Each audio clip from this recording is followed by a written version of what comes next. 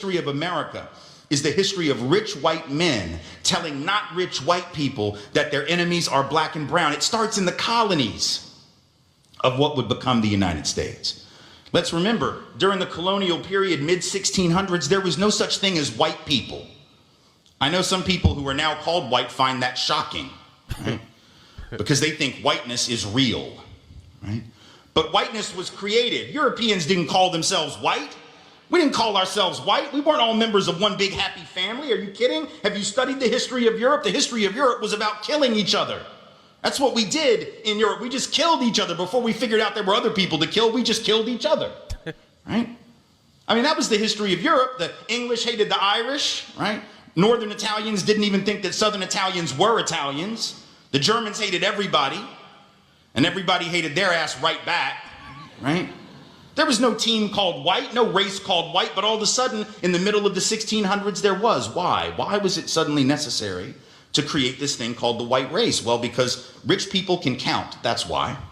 And so rich folks looked around, the ones that owned all the land, you know, in the colonies, the colonial elite looked around and they realized something, that they were heavily outnumbered by African enslaved folks, by European indentured servants, who were just one level above a slave, or other Europeans who weren't technically indentured servants, but they were still peasants, didn't have any money, didn't have any land, and they could do the math. They added it up and they were like, damn, we got to figure out a way to split these folks apart from one another or they're going to rise up and take our stuff, right? Because after a while, these black folks who were enslaved Africans and these quote unquote white folks who were poor Europeans are going to figure out they're all getting played by these rich people, right? So ultimately the rich figure out they got to come up with some way. We're not enslaved Africans, though. I just have to say that. I'm sorry, yeah, but real talk. To get somebody in that group on their team. The easiest thing is to get the poor Europeans, right? Because at least they look like you. They sort of share some of the customs and the culture. So they all of a sudden create this thing called whiteness and they say, now you're part of the club.